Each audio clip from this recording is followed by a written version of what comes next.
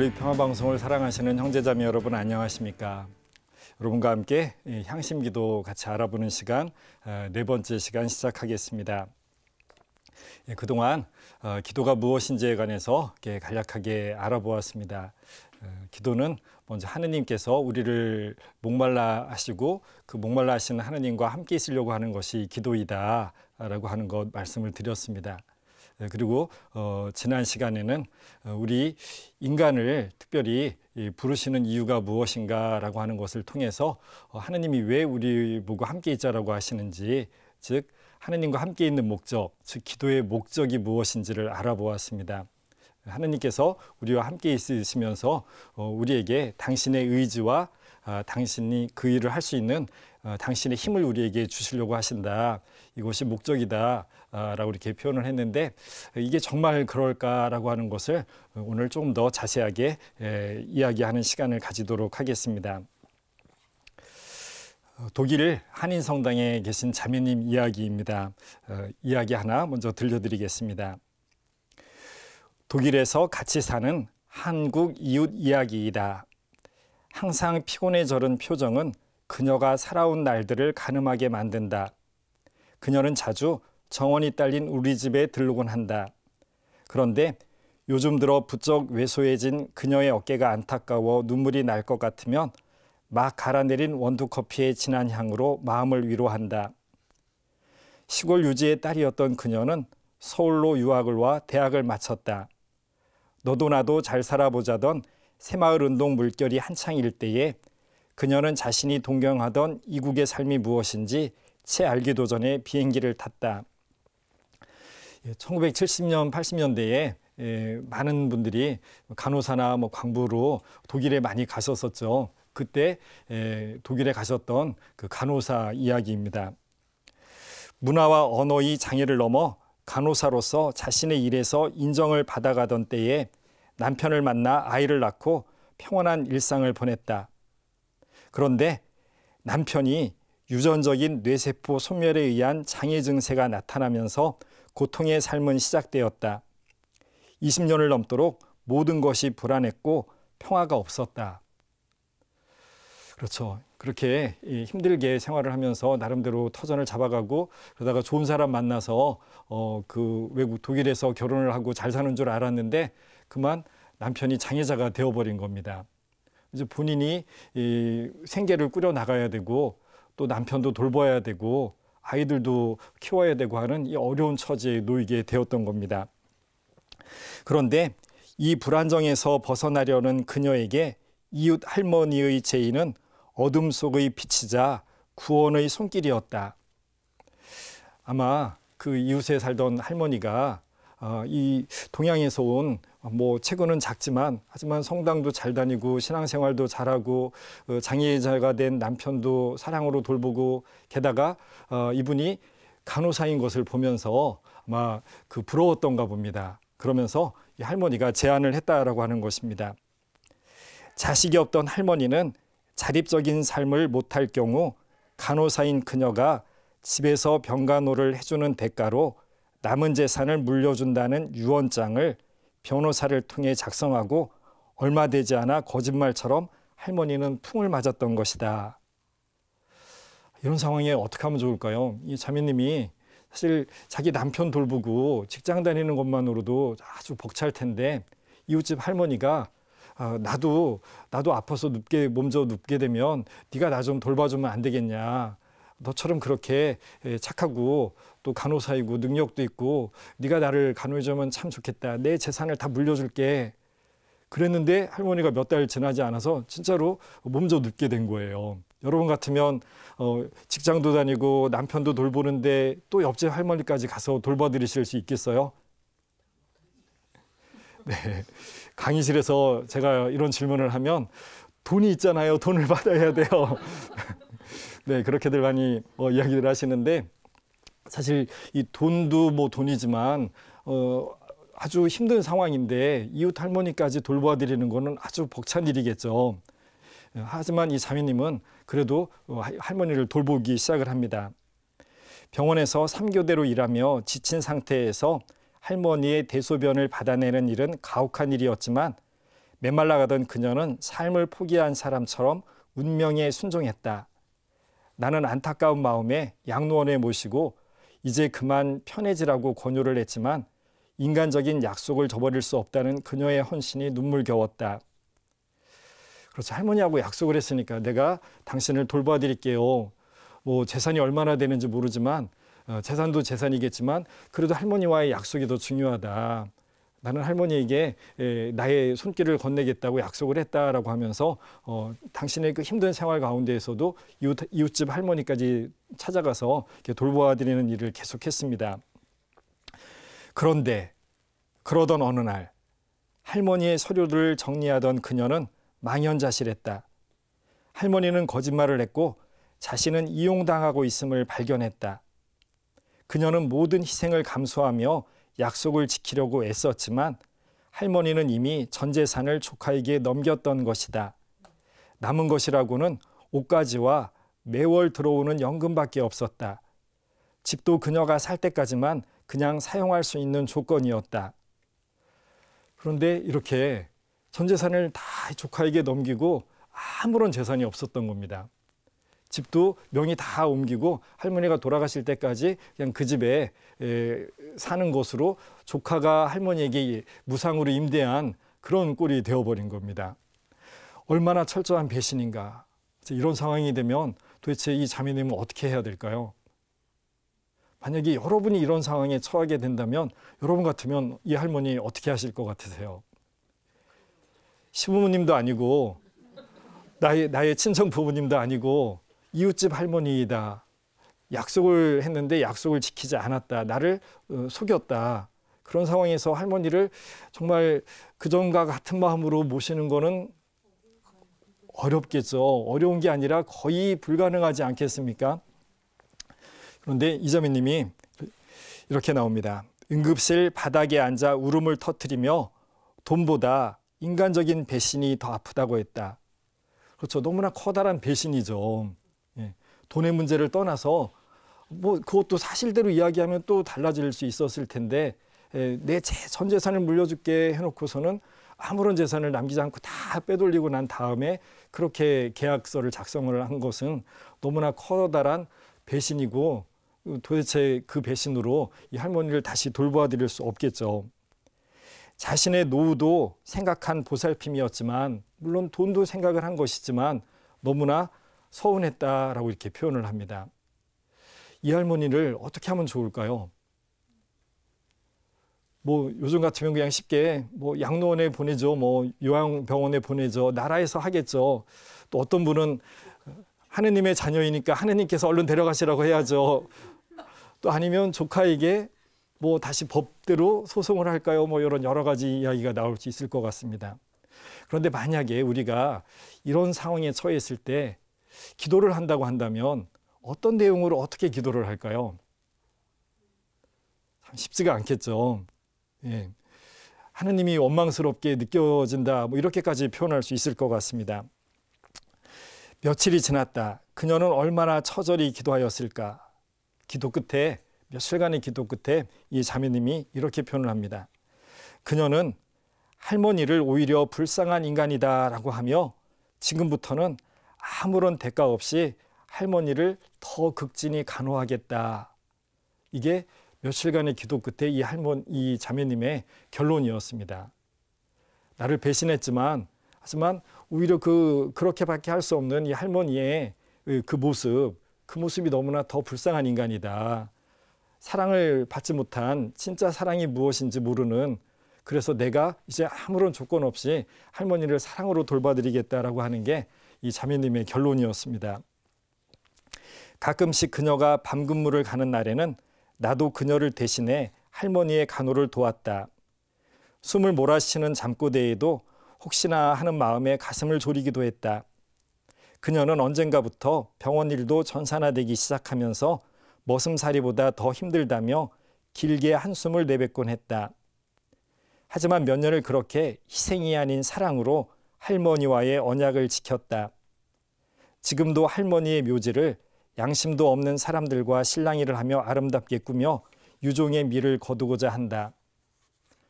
독일에서 그녀의 삶은 고단하였지만 본래의 고운 심성을 버리지 않은 그녀의 일생을 지켜보며 사람은 무엇으로 사는가라는 물음에 답을 찾아본다. 사랑은 고색창연하지만 결국 헌신이다. 배신한 약속을 알면서도 할머니를 떠나지 못하고 고생한 그녀의 헌신. 그 어려운 사랑으로 그녀는 살아갈 그 어떤 힘을 얻는 것이 아닐까. 그런 아름다운 사람이 옆에 있다는 것만으로도 고마워서 나는 고향 생각이 날 만한 밑반찬과 김치를 그녀의 몫으로 따로 담아본다. 너무나 대단한 자매님이시죠.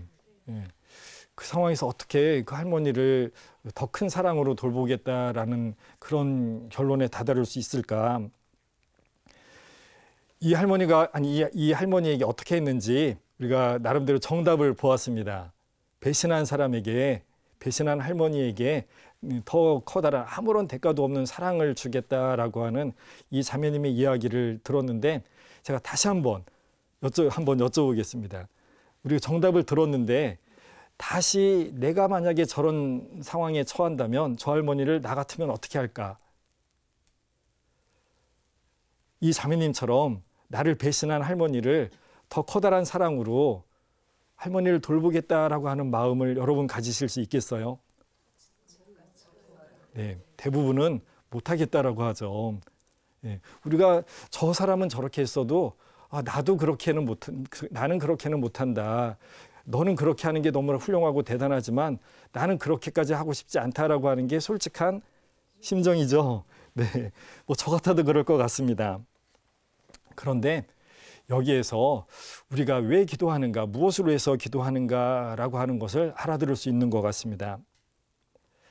저것이 더 좋고 훌륭한 일인 줄 알지만 우리는 그것을 못한다라고 할 때가 참 많이 있습니다. 나를 배신한 할머니를 사랑으로 보듬어주고 나에게 배신한 그 배신은 잊고 오로지 사랑으로만 그 할머니를 다가간다. 그러면 좋겠지만 그런데 나는 그렇게 못한다라고 하는 것이죠. 그런데 우리가 이런 상황에서 무엇을 위해서 왜 기도할까요? 바로 맞습니다. 바로 못하겠다라고 한 그 좋은 것, 그것을 하느님께서 하실 수 있게 나를 변화시켜 주시는 그 일을 하느님께서 하신다. 그래서 하느님이 저 사람을 그래도 네가 사랑으로 돌봐주면 안 되겠느냐라고 하는 의지를 우리 안에 심어주시고, 그리고 나는 손살에 치면서 못하겠습니다라고 했지만 그 의지를 받은 다음에 그 일을 할 수 있는 힘까지 하느님이 우리에게 주신다라고 하는 것, 이것이 바로 기도의 목적이다라고 하는 것입니다. 저는 그 좋은 것을 할 능력이 없습니다.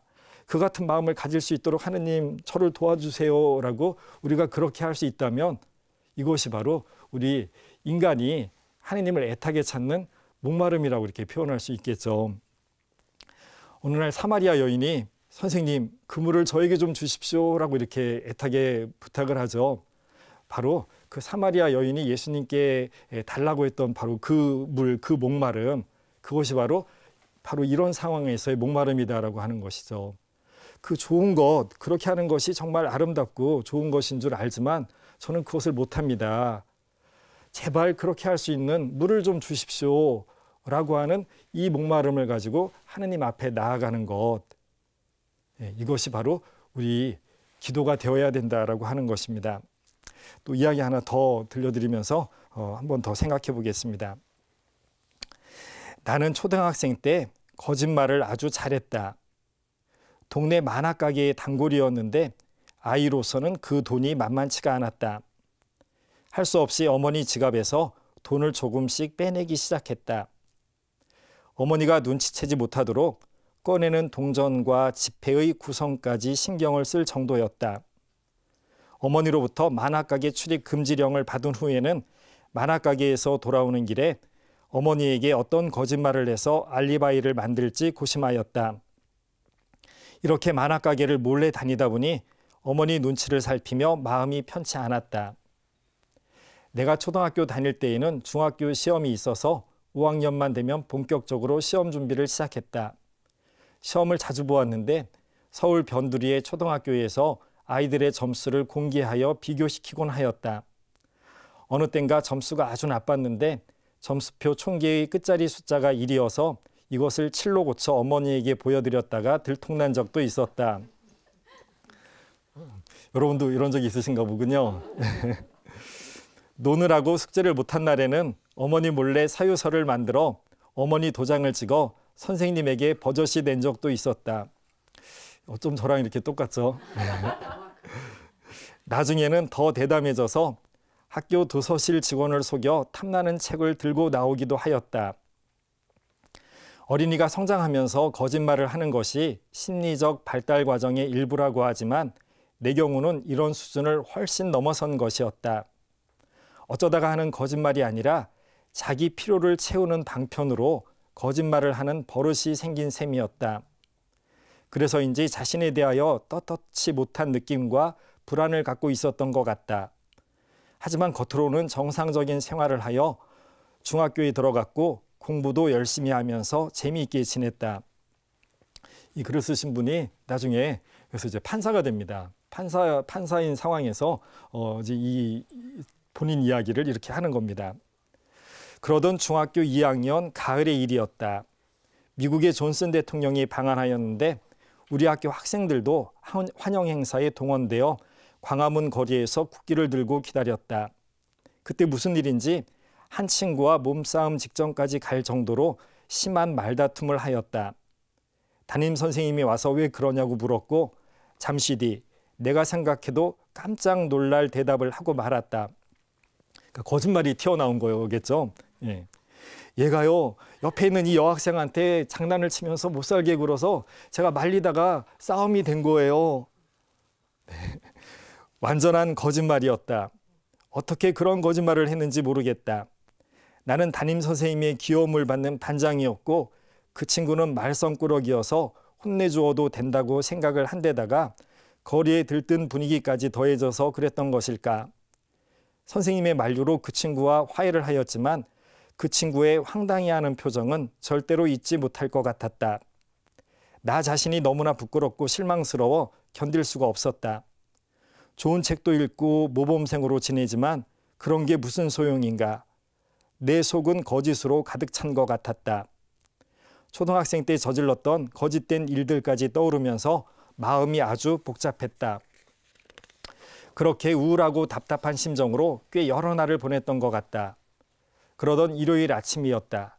문득 내가 이렇게 거짓말을 한 이유가 무엇일까 하는 의문이 들었다. 곰곰 생각하니 내가 사람들에게 실제의 나보다 더 잘 보이려고 하는 데에 원인이 있었다. 담임 선생님에게 더 잘 보이려고 친구에 관하여 거짓말을 했고 내 점수가 다른 친구 것보다 높아 보이려고 점수를 고친 것 아닌가. 사람들의 눈에 들려고 거짓말을 하는 것이 정말 비겁한 것이라는 생각이 들었다. 그런데 바로 그 순간 거짓말을 하고 살기에는 나 자신이 훨씬 귀한 존재이다라고 하는 어떤 확신이 밀려왔다. 그러면서 다시는 거짓말을 하며 비겁하게 살지 않아야 되겠다라고 굳게 마음을 먹었다. 그래, 내가 행동한 대로 내가 책임지면 된다. 남이 뭐라 하든 어떠냐. 용감하고 떳떳하게 살자. 그러자 나의 두 다리에 힘이 들어가 단단해지면서 땅에 두 발로 굳게 선 느낌이 들었다. 우울하던 기분이 사라지고 빛이 다시 비치는 것 같았다. 그날부터 새로운 마음으로 다시 일어날 수가 있었다. 나이가 들어서도 그날 아침을 가끔 생각한다. 그 후에도 여전히 실수나 허영심으로 과장된 말을 하고 후회하는 경우가 있지만 적어도 고의로 거짓말은 하지 않았던 것 같다. 거짓말을 하기에는 나 자신이 훨씬 귀하다는 느낌이 줄곧 나를 지켜주었다. 14살의 소년, 공부도 잘하고 그래서 나중에 판사까지 될 정도로 똑똑하고 책도 많이 보고 그랬을 텐데 이 아이가 이것이 올바른지 거짓말을 하는 것이 나쁜지 이걸 몰랐을까요? 그런 얘기를 들어본 적이 없을까요?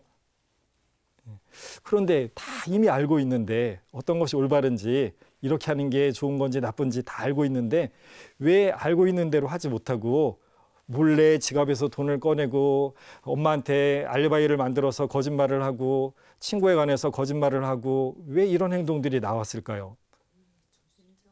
그리고 또 어느 날은 왜 이래서는 안 되겠다라는, 거짓말을 해서는 안 되겠다라고 하는 그 결심이 왜 또 나왔을까요? 이분이 이것을 마지막으로 이렇게 정리하면서 표현을 합니다. 그 아침에 14살의 소년이 어떻게 이런 결심을 할 수 있었는지 알 수 없다. 다만 스스로가 이런 생각과 느낌을 만들 수 없다는 것만은 확실하다. 사람의 깊은 중심에 하늘과 연결된 존귀한 부분이 있는데 내가 여기에 연결되었던 것이 아닐까라고 짐작할 뿐이다. 마치 하늘에서 소년이여 일어나라 라고 나에게 작은 불꽃 하나를 보내준 것이 아닐까. 우리가 다 압니다. 어려도 14살 중학생이면 내가 이렇게 하는 것이 올바르다, 이렇게 하는 것은 나쁘다라고 하는 것을 아는데 그대로 하지 못한다. 그런데 어느 날은 왜 이렇게 하는 내 자신이 너무나 창피스럽고 그러면서 전혀 다른 느낌이 들었을까. 그러면서 가졌던 그 결심은 이미 그전부터 여러 사람으로부터 그래서는 안 된다라고 많이 들었던 이야기들인데 왜 그날따라 그전에는 내 마음 깊은 곳에서 그런 결심이 생기지 않다가 왜 어느 날은 갑자기 그런 느낌이 들었을까라고 하는 것입니다. 이것을 이분은 이렇게 표현했던 것이죠. 사람은 하늘, 즉 하느님과 연결된 그 무엇이 있는 게 아닐까. 그러면서 하느님이 얘야, 너는 너무나 소중한 존재란다. 너의 그 아름다운 모습, 그 귀한 모습을 잃지 말 거라. 용기를 내어서 굳건히 당당하게 살거라라고 하는 어떤 소리를 들었다. 그걸 불꽃이라고 이렇게 표현을 합니다. 이 표현을 보면서 바로 하느님께서 우리 안에서 어떤 일을 하시는지 바오로 사도가 한 이야기를 떠올릴 수가 있지 않을까 싶습니다. 하느님은 당신 호의에 따라 여러분 안에서 활동하시어 의지를 일으키시고 그것을 실천하게도 하시는 분이십니다. 다 알지만 하지 못하던 그것이 어떻게 하겠다라고 하는 것이 가능해지는가. 하느님이 우리 안에서 활동을 하신다. 의지를 불러일으켜 주시고 그리고 그것을 할 수 있는 힘을 주신다. 이것이 우리가 하느님에게 대해서 가지고 있는 신앙 한 가지입니다. 여러분 안에 계시면서 여러분 안에서 당신 뜻에 맞는 일을 하고자 하는 마음을 일으켜 주시고 그 일을 할 힘을 주시는 분은 하느님이십니다. 하느님이 우리 안에 그 좋은 것, 나 못해요, 이거 하기 싫어요 라고 했던, 하지만 그렇게 해야 된다, 이것이 인간다운 모습이다 라고 하는 그 좋은 것을 할 수 있는, 하려고 하는 마음을 일으켜 주시는 하느님. 이 하느님이 그리고 그 마음을 일으켜 주셨을 뿐만 아니라 그렇게 평생 그것을 지켜나갈 수 있는 힘까지 주신다라고 하는 것이죠. 묵시록에는 이렇게 표현이 되어 있었죠. 하느님께서 그들의 마음속에 당신의 뜻을 실행하도록 의지를 불어넣으셨습니다.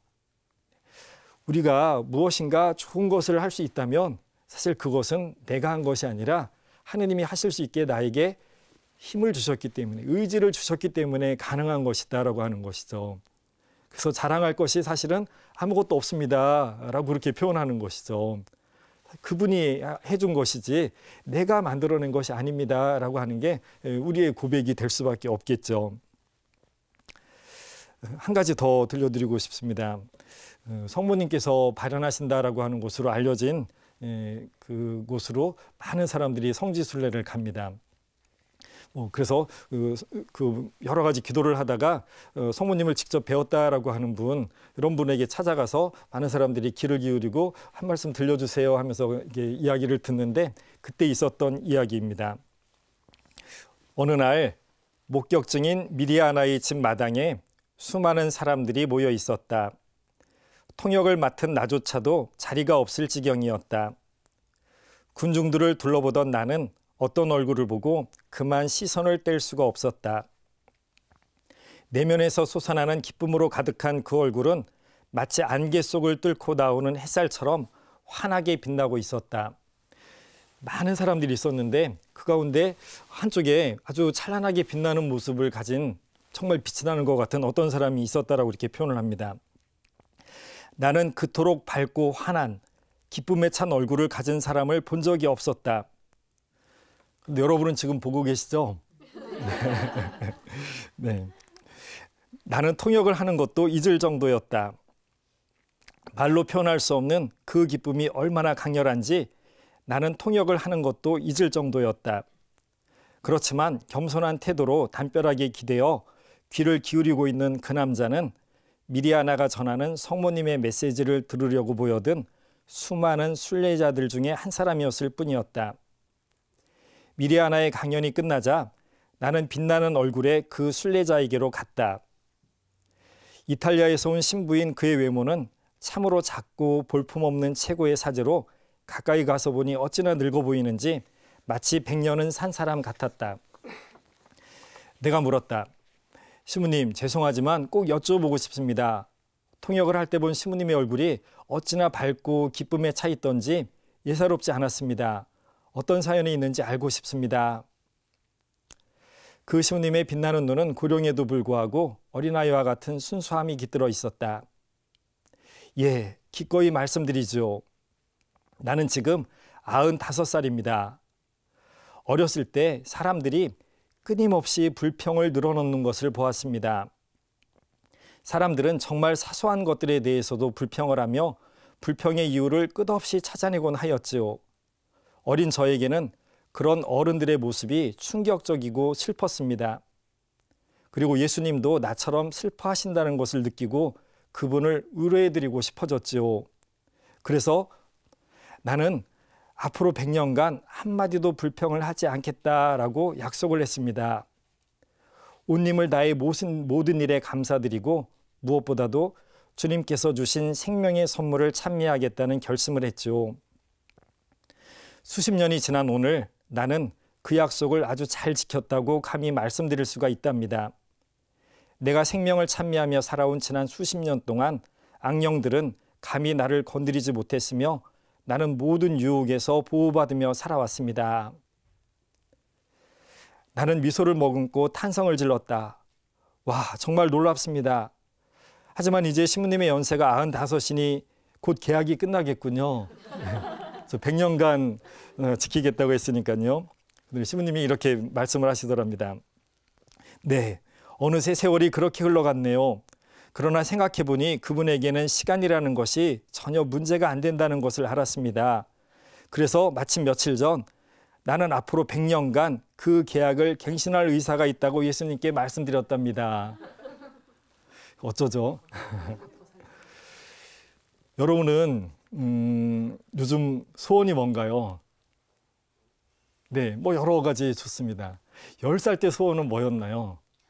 초등학교 3학년 때 청영설체 할 때 10살쯤에 그때 소원이 뭐였나 한번 생각해 보십시오. 이 시부님은 10살 때 소원이 예수님을 위로해 드려야 되겠다. 저렇게 사람들이 불평불만하는 모습을 보면서 예수님이 너무나 마음 아파하신다. 나는 앞으로 100년 동안 절대로 불평불만 입에 안 담아서 나의 모습을 보고 예수님이 기뻐하게 그렇게 내가 위로가 되어드리겠다. 이것이 이 친구의 결심이었고 이게 기도였다라고 하는 것이죠. 근데 사람이 어떻게 이렇게 차이가 날 수 있을까요? 지금도 이런 마음 가지기가 쉽지가 않겠죠. 그런데 한번 생각을 해봅니다. 10살짜리 소년이 어떻게 그런 것을 예수님이 사람들의 모습을 보고 마음 아프다라고 하는 것을 느낄 수 있었을까? 왜 나는 그런 걸 보면서 마음 아파하지 않을까? 그 10살짜리 소년은 예수님을 이렇게 해서 위로해드려야 되겠다라고 결심을 하는데 왜 나에게서는 그런 마음이 들지 않는 것일까? 그런데 이 10살짜리 소년의 결심, 이 시부님의 그 이후에 100년 가까운 세월 동안의 이 삶, 이것이 어떻게 가능했나라고 하는 것을 바오로 사도는 이렇게 표현을 합니다. 하느님은 당신 호의에 따라 여러분 안에서 활동하시어 의지를 일으키시고 그것을 실천하게도 하시는 분이십니다. 하느님이 내 안에 계십니다라고 우리가 흔히 이야기를 합니다. 하느님이 내 옆에 나와 함께 계십니다라고 이야기를 합니다. 그런데 하느님이 내 안에 계신다라고 한다면 그냥 저 어디 궁전에 계신 것처럼 뭐 방 한 구석에 가만히 의자에 왕자에 앉아 계시면서 경배 받으려고 앉아 계신 것 같이 그런 것이 아니다라고 하는 것이죠. 하나님은 끊임없이 나와 관계를 맺으면서 나를 막 재촉하는 분이시다. 얘야, 너 저렇게 해보지 않으련? 저거 하면 참 좋을 텐데, 저런 모습이 정말 나를 기쁘게 해주는 모습이고 너를 찬란하게 빛나게 해주는 모습인데 라는 활동을 하는 분이시다라고 하는 것입니다. 하느님은 그냥 내 안에 계신 분이 아니라 내 안에서 활동하시는 분이시다. 그래서 바울 사도가 표현합니다.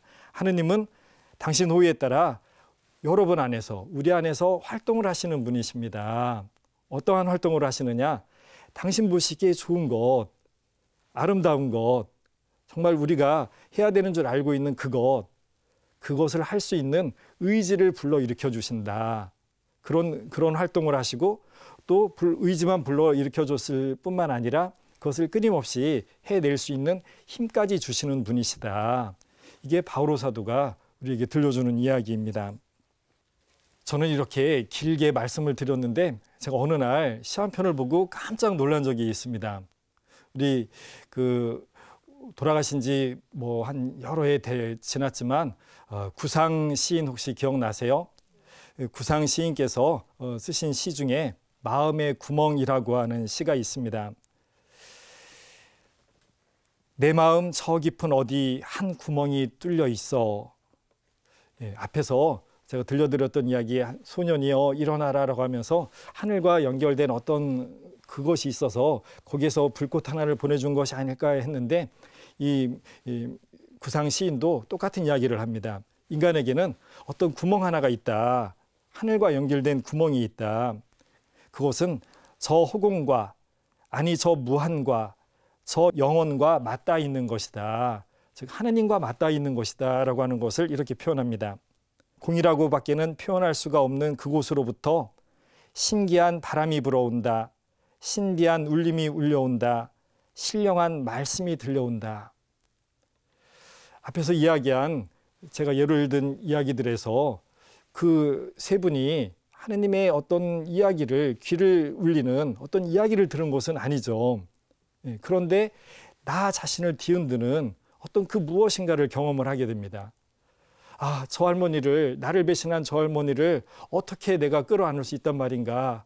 그런데 무엇인가 나를 울립니다. 그래, 저 할머니가 너무나 불쌍하잖아. 저 할머니가 진짜 사랑이 필요한 사람일 거야 라고 하는 그 어떤 울림, 그것이 어디에서 온 것인가 라고 하는 것이죠. 그것을 시인은 어떤 신비한, 신령한 그 무엇이라고 이렇게 표현을 합니다.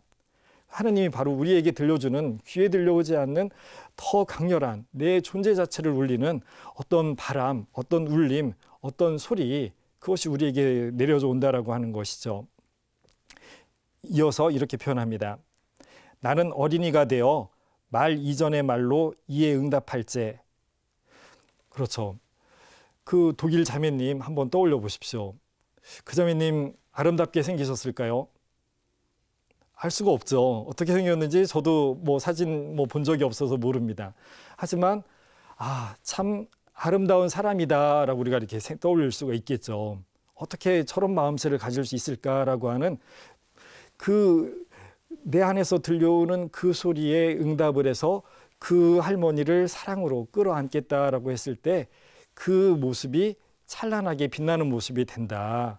그래서 아까 글을 쓴 어떤 분이 그렇게 표현을 하셨죠. 이 신부님을 보면서 그 많은 사람들 가운데에서 그렇게 해와 같이 찬란하고 달과 같이 빛나는 저 사람은 누굴까라고 했던 그 모습이 사람에게도 가능하다라고 하는 것이죠.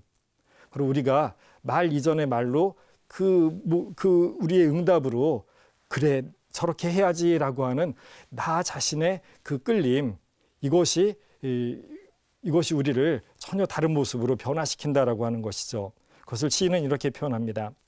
우리가 이에 응답할제 온 세상 모든 것이 제자리에 제 모습을 하고 총총한 별이 되어 빛을 뿜더라.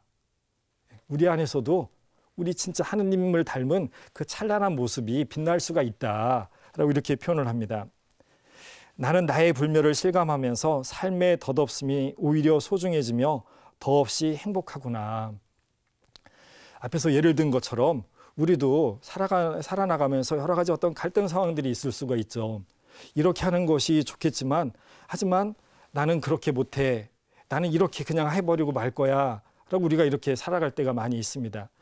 더 좋은 것을 알면서도 그것을 하지 못하는 나라고 이렇게 생각을 하는데, 그런 우리에게 내 안에 나와 함께 계신 하느님께서 나에게 끊임없이 이야기를 하시는 것, 나를 흔들면서 재촉하시는 것, 이런 활동을 하신다. 그 신비한 어떤 울림으로 나를 흔든다라고 하는 것이죠. 귀에 들리지 않지만 얘야 네가 저런 모습을 가져봐라, 네가 이런 사랑으로 저 사람을 저렇게 안아주거라 라고 하는 그런 울림을, 그런 소리를 우리 존재 자체에게 건네주신다라고 하는 것이죠. 우리가 바로 이런 소리에 응답을 하게 될 때, 그때 우리가 찬란하게 빛나는 모습, 제가 앞에서 이야기한 하느님의 모상을 닮았다라고 하는 하느님을 닮은 모습, 하느님의 모습을 우리 가운데에서도 드러낼 수가 있다라고 하는 것입니다. 즉 하느님이 가만히 계신 분이 아니라 이렇게 우리를 정말로 우리 안에서 변화시켜 주시는, 나를 변화시켜 주시는 활동을 하시는 분이시다, 일을 하시는 분이시다라고 하는 겁니다. 그렇다면 기도란 무엇인가라고 하는 것을 다시 이해할 수가 있는데요. 우리가 아주 잘 아는 나태주 시인이 있는데, 그 시인의 짧은 시 주여 저는이라고 하는 시에서 기도가 무엇인지를 아주 쉽게 이해할 수가 있습니다. 이렇게 시인이 노래합니다. 주여 저는 사랑하고 괴로워하나이다. 괴로워하고 또 사랑하나이다. 장독대에 질비한 장독들 가운데에서도 금이 가고 귀떨어진 소금 항아리, 고쳐 쓰시든지 버리시든지 뜻대로 하소서. 네. 우리가 잘 살아보려고 노력을 하지만 잘 안 되죠. 나의 비참한 모습을 깨닫습니다. 그것이 사랑하고 괴로워하고 괴로워하고 사랑한다라고 표현합니다. 그 비참한 모습을 귀떨어지고 금이 간 소금 항아리라고 표현합니다. 이제 더 이상 쓸모가 없는 항아리. 하지만 이런 내가 하느님을 부릅니다. 주님 저는요 라고 하면서 하느님을 부릅니다. 고쳐 쓰시든지 버리시든지 뜻대로 하소서. 이 고장난 나를, 쓸모없게 된 나를 하느님 당신에게 드립니다. 당신이 알아서 저를 바꾸어 주십시오라고 하느님에게 전적으로 의탁하는 것, 바로 이것이 기도이다라고 하는 것이죠. 나는 고장나서 쓸모없는 인간이지만, 하지만 하나님이 나를 고쳐주셔서 좋은 용도로 사용하실 수 있다라고 하는 것, 그렇게 하느님께 나를 온전히 내어 맡겨드리는 것이 바로 기도이다라고 하는 것입니다. 제가 지난주에 휴대폰 설명드렸었는데, 그렇게 스마트폰, 고장난 스마트폰을 서비스 받으려고 이렇게 맡기는 것처럼 그렇게 고장난 나를 하느님께 내어 맡겨드리는 것이 기도이다라고 하는 것입니다. 바로 그럴 때에 너희는 나 없이 아무것도 하지 못한다라고 하는 예수님의 말씀을 알아들을 수가 있습니다. 진짜 좋은 것, 하느님 보시기에 정말 아름답다라고 한 이런 것은 하느님의 도움이 없이는 할 수가 없다라고 하는 것이죠. 바로 하느님이 그런 것들을 할 수 있게 우리를 도와주시기 때문에 너희는 나 없이 아무것도 하지 못한다라고 하시는 말씀을 우리가 알아들을 수 있습니다. 자, 이게 정말로 가능할지 여러분들에게 동영상 하나를 보여드리겠습니다. 하느님께서 과연 우리를 도와주실까라고 하는 겁니다. 함께 동영상 봐보시죠.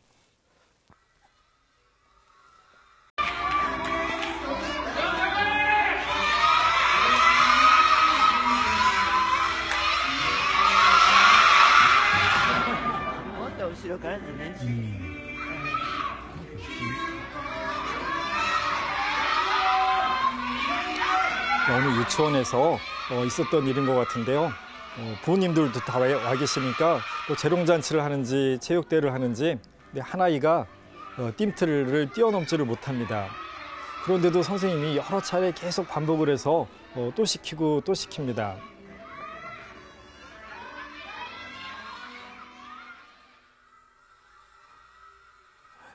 네, 어림도 없습니다. 예. 이제 뛰어넘을 수 없으니까 이 아이가 어떻게 하나 잘 봐보십시오. 네, 아이가 울기 시작합니다. 안 되고 안 되는 나를 또 시켜서 또 안 됐는데 또 시키네. 자, 이제 눈물을 닦고 이를 악물고 뛰어넘습니다. 이번엔 뛰어넘을 수 있겠죠. 이를 악물고, 네, 이를 악물고 뛰어도 넘지를 못합니다. 어떻게 하면 좋을까요? 그런데도 또 시킵니다. 선생님이 참 원망스럽습니다. 이번에 아이가 눈물을 훔치면서 다시 뛰어넘으려고 합니다.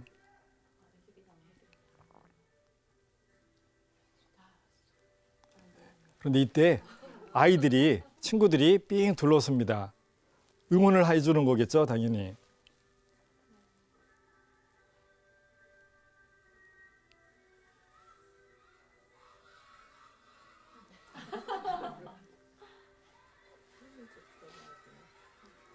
네, 잘 봐보십시오. 이번에는 넘을 수 있나?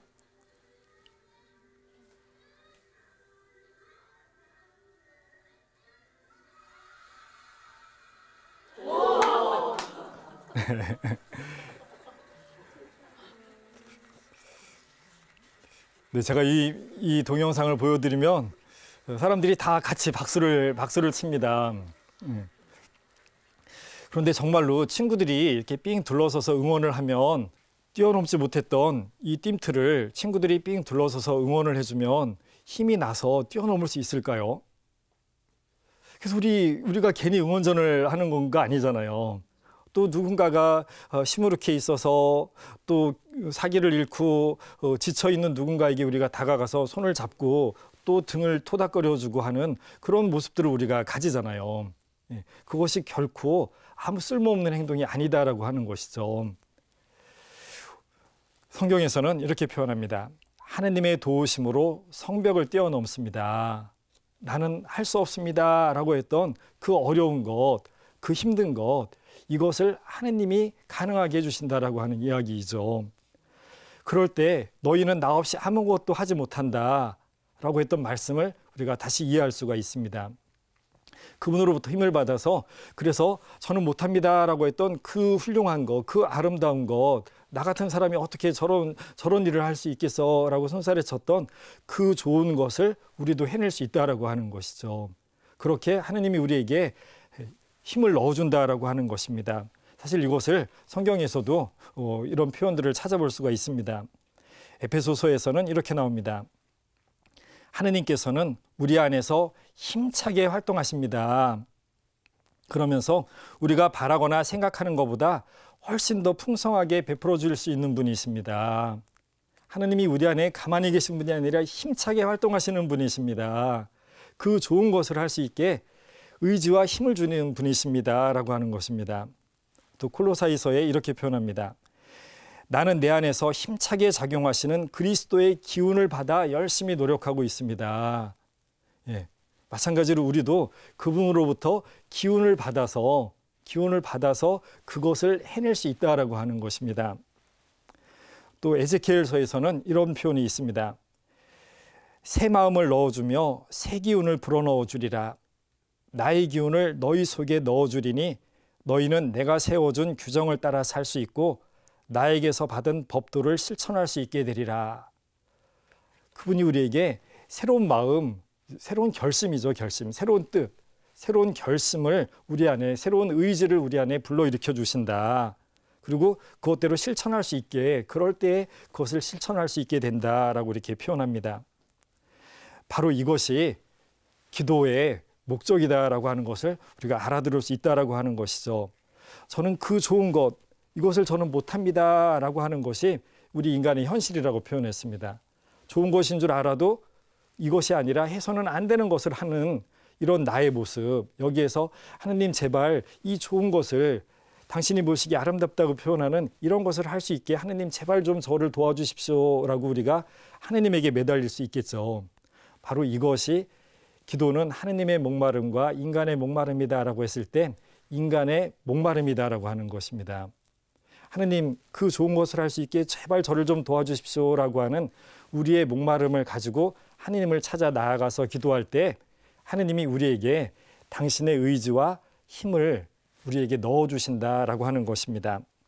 사실 저 먼 옛날부터 기도를 이런 식으로 이해했습니다. 그래서 시편에 이런 구절들이 있습니다.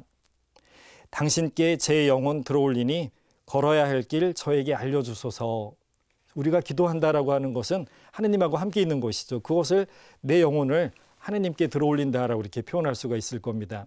내 영혼이 하느님과 함께 있는 것, 내가 하느님과 함께 있는 것인데 그때 그분이 나에게 걸을 길을 알려주신다. 이쪽 길로 가야 될지 이쪽 길로 가야 될지 그분의 뜻을 우리에게 주신다라고 하는 것이죠. 그래서 주님 앞에 고요히 머물며 그분을 고대하여라 라고 우리가 이렇게 기도할 수 있게 되는 것이죠. 자, 제가 이제 여러분들에게 기도가 무엇인지, 그리고 기도의 목적이 무엇인지를 그동안 쭉 말씀을 드렸습니다. 먼저 하느님은 우리와 함께 계시는 분이시다. 그러면서 우리를 끊임없이 당신 곁으로 부르시는 분이시다. 그래서 하느님과 함께 있는 것이 기도이다. 왜 하느님이 우리 보고 함께 있자라고 하시느냐? 왜 우리가 하느님에게로 가야 되느냐?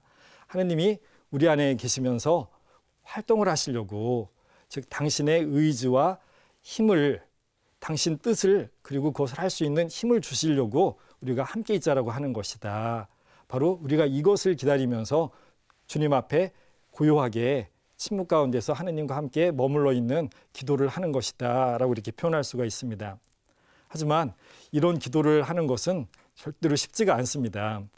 그래서 가톨릭 교회 교리서에서는 뭐라고 표현하냐면 기도에는 싸움이 있다라고 표현합니다. 기도에 싸움이 있는데 그 첫 번째는 바로 시간과의 싸움이라고 표현합니다. 우리가 다 바빠서 기도를 할 시간이 없어요. 기도를 배우고 싶어요. 기도 잘하고 싶어요. 하지만 기도할 시간은 없어요. 여러분들 그러시죠? 텔레비전은 볼 수 있지만 드라마는 보지만 기도할 시간은 없어요 라고 우리가 이야기를 합니다. 그래서 어떻게 해서라도 기도할 시간을 내어야만 기도가 가능하다라고 하는 것이죠.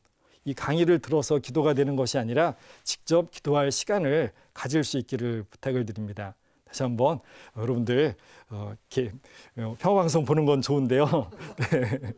또 별도로 기도하는 시간을 따로 가지시려고 더 노력을 해보시면 좋겠습니다. 고요하게 하느님과 머물러 있는 시간, 그 시간에 내 안에 나와 함께 계신 하느님이 나를 변화시켜 주시는, 즉 당신의 뜻과 당신의 의지와 그리고 그것을 할 수 있는 힘을 주시는 그 시간, 그것을 기다리는 하느님과 함께 있는 시간을 가지는 시간을 꼭 가질 수 있으면 좋겠습니다. 네, 여러분 감사합니다.